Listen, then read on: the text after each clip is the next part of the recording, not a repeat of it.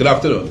Families of the passengers who were on the MV Barima, the wider Guyanese population, as promised, I am issuing a press release at this time, having given you an initial brief this morning after we would have started the search and rescue operation.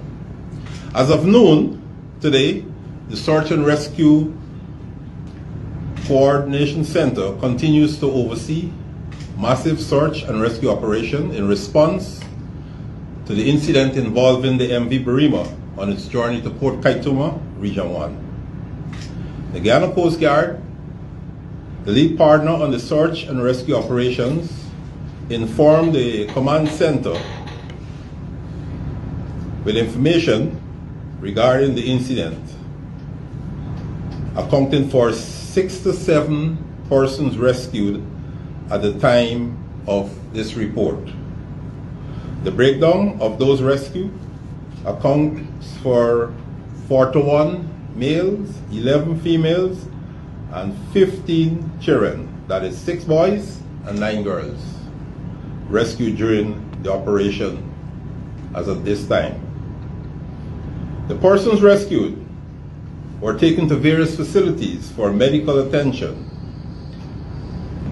In this instance, they were taken to the hospital at Charity and to the hospital at Lima, the Essequibo Coast.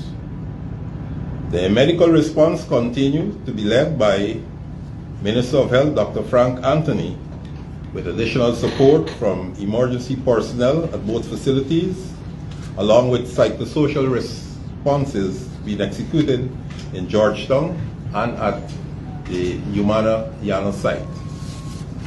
The search area has been expanded from 400 square kilometers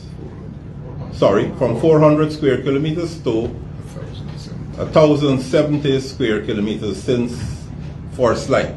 Additionally, the assets deployed have been significantly increased, and as of now, we have both air and sea assets that are continue to search the area. And here I'm talking about state assets and support from the private sector.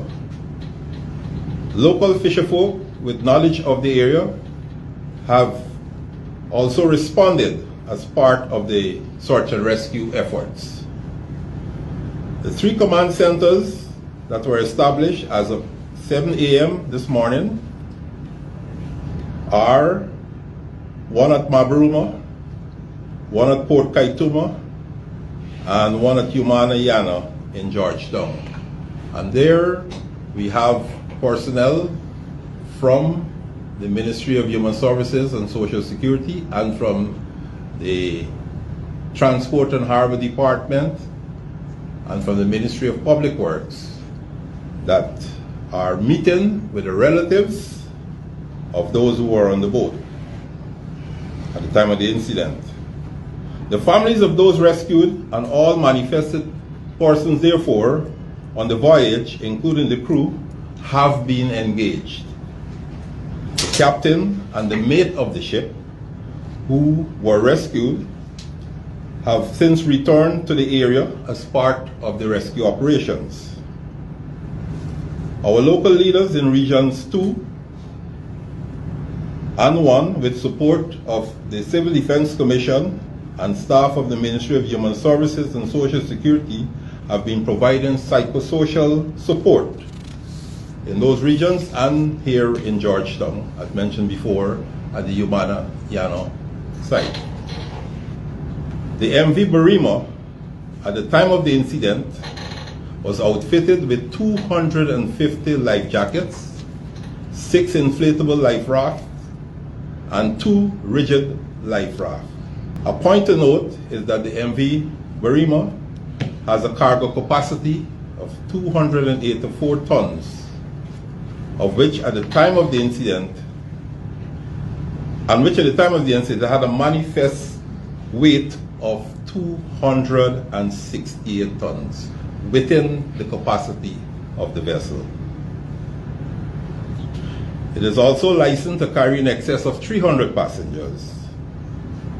And at the time of the incident, there were only 116 passengers aboard, along with a crew of 17. The MV Barima was last docked in 2024 and is within its docking cycle, operating with new engines, making 3 to 4 trips to Port Kaituma monthly. And I wish to state that the Maritime Search and Rescue Coordination Center has received messages of support from both the public and private sectors of Guyana.